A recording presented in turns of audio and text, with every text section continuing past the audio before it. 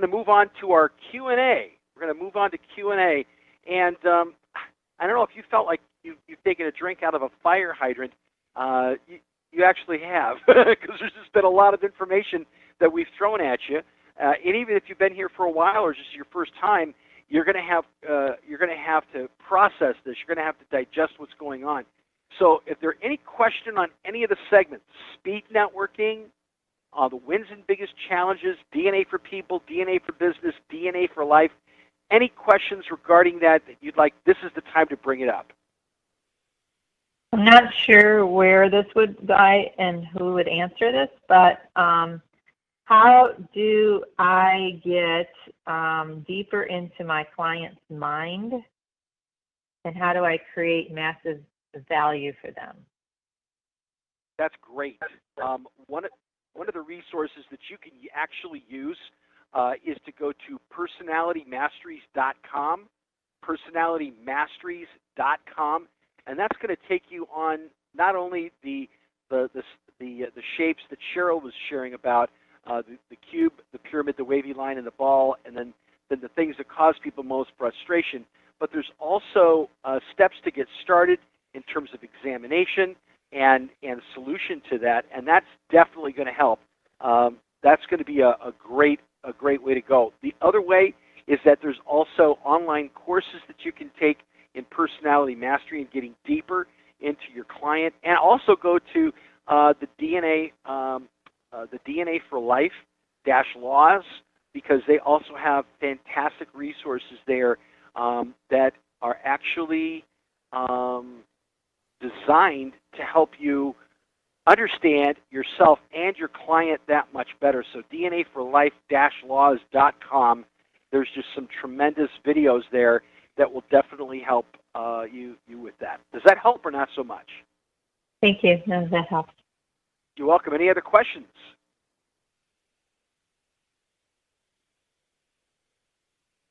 Of course, the other thing is that you can always ask the person that invited you, or call in, and we can also get you information there as well. Any other online questions? Yeah, Kevin, I got a question. So yeah, go ahead, Cheryl.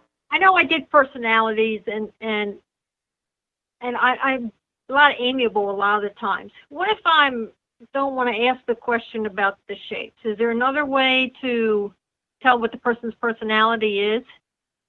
Yeah, I think so. I think one of the things is, one of the things that's helped me, and maybe Mark can answer this, or Ed, or whoever wants to jump in. One of the things that has helped me, though, is when I ask a question, I go in real, not neutral, but I go in, try and be brief, be bright, and be gone with my questions. I don't want to get into a long explanation. So, if I was able to help you with something, what would that be? If you could get help with anything in your life, what would that be? Based on how they answer the question, it could be like, man, if I had help with that, I don't know, man, that would be really cool. I'd really love to, man, it would be, I really need help in getting things organized and blah, blah, blah. Or somebody could say, yeah, I just want to hit my goals sooner. You know that the two responses are going to be different. The first person is going to be more amiable because they might jump in right away, and they might just start, yeah, that sounds exciting, that's fun. Or the person who's the driver is going to be like, I got to hit my goals sooner. Or somebody's maybe analytic. Maybe they're like, well, give me more information. What exactly were you thinking you could help me with? In what area specifically were you talking about? Or, I don't know. Depending upon how they answer, understand the personalities, and then listen to how they respond. Mark, Ed, anyone else, do you have any other thoughts about that? Yeah, there's a couple different ways. I mean, the horizontal axis is measuring assertiveness, and so you can actually tell how what somebody's personality is based on how assertive they are. And so the people who are more assertive, they're going to be over on the right-hand side. The people on the left-hand side are going to be are going to be, less assertive. So the right assertive people are going to be the driver and the expressive personalities, sort of 3 and 4 frequency. The left are going to be amiable and analytic personality, 1 and 2 frequency. If you're not sure if somebody's more assertive or less assertive, they're going to be probably less assertive, because more assertive people, you tend to be more, they're more assertive. The second question you're asking is the person focused more on the task or the people? So if they're more task, and you can tell based on their tone. So a level 1 frequency, the amiable or expressive personality, will be fun and friendly, like people. 2 and 4 will tend to be more methodical, and so it's more mechanical. So you're not going to enjoy their hello as much as you would the 1 and the 3. So more task is going to be analytic or driver. More people is going to be amiable or expressive. So if somebody is less assertive and focused on the people, they're going to be an amiable. If they're less assertive and focused on the task, they're going to be an analytic. If they're more assertive and focused on the people, they're going to be expressive. If they're more assertive and focused on the task, they're going to be the driver. The downside of not asking, which most business people won't, because they're afraid.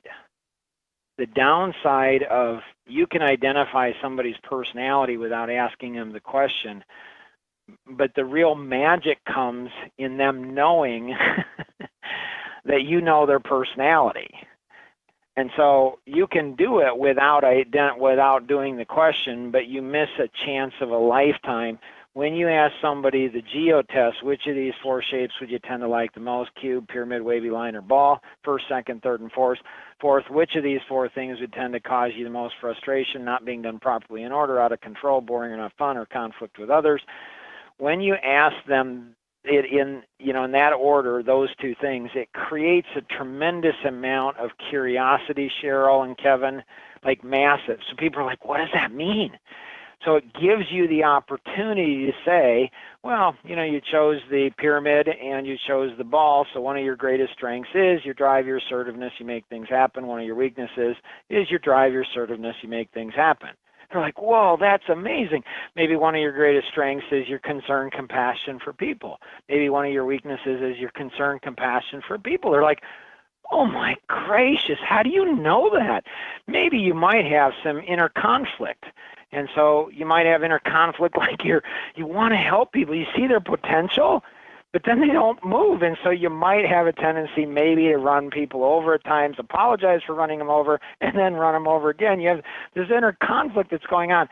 And somebody in less than a minute will say to you, that is amazing. You know me better than my mom.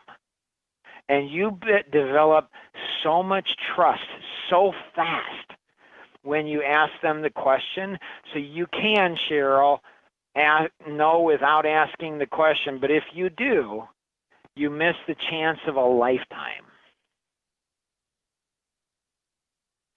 Got it. Thanks, Mark. That really helped. Cool. Outstanding. Anyone else have questions about any of the segments? Last shot. You can still text it to 630-386-5306. That's 630-386-5306. If you have another question, you can send it there, and we can either respond to you. Hopefully, we can do that online right now if you send it, or we can respond later. I'd rather do it now online, because then everybody has the privilege of getting and the benefit of getting the answer. So the question out there is, these mastermind seminars that are popping up all over the country now, do you think that maybe the creating Client for Life helps to establish a more solid client within the area if you do a seminar in their area? Mark? Yeah, great question. I believe it does tremendously. Why? Well, if you're doing B2B relationships, if you're selling B2B, if you're developing professional partnerships. So when you look at the 530 grid, so there's the 5 areas to, to business. So you have marketing, how do you generate more and better leads? Let's clean this up here. So you have, how do you generate more and better leads? That's marketing.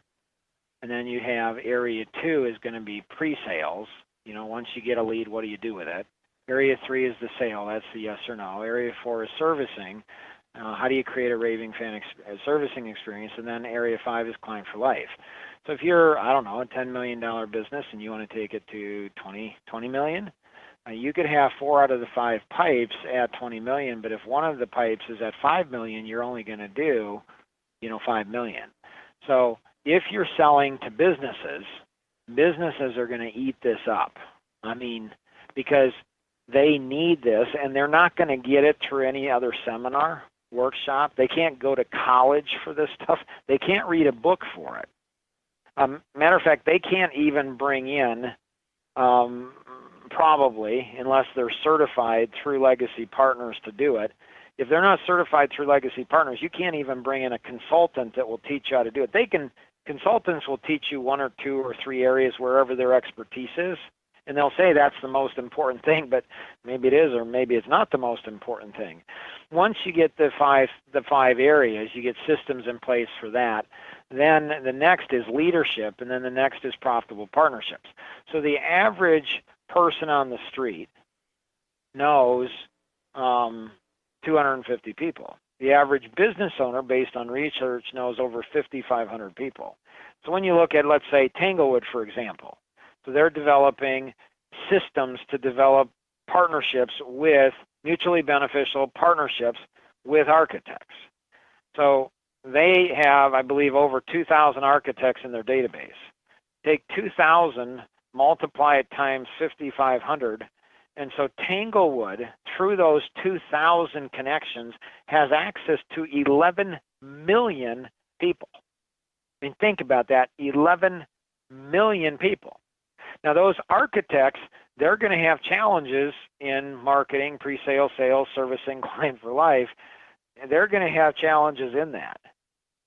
When Tanglewood brings them something of massive value like mastermind seminars, that has tremendous benefit, and they can bring and blend their BOSS systems, their business operating systems together. So now what we have is we can accomplish so much more together than we ever could on our own. When the tide rises, all the ships rise together. So if somebody is an architect and they're not partnering up with Tanglewood, that's just not a smart thing. I mean, they can tap into the decades of experience, the branding, all the systems, the tools. Why would Tanglewood be willing to help, architects or CPAs or really any other business succeed? Tanglewood knows that as they help others succeed, others are going to help them succeed. And so when we look at this, Rosanna, and being able to bring tremendous added value in the client for life, in the servicing area, this is, what clients are paying for is area 4. Area 5 is beyond what they're paying for. And so are you interested in helping that business succeed beyond your own products and services? When you're dealing with human beings, B2B or B2C, business to business or business to consumer, are you interested in, like our clients are deeply interested in my 7 children and my 5 grandchildren. Why? Because I'm interested in their marriages, because I'm interested in their kids and their grandkids and their employees and their relationships and their schooling. I mean, I want to help every one of our clients discover their life vision and then live it every single day. And that's more important to me than them even being a client of ours. Now, obviously, if they're a client, we're in a better position to help them. But even if they're not a client, I'm still going to try to seek to help them every way I possibly can.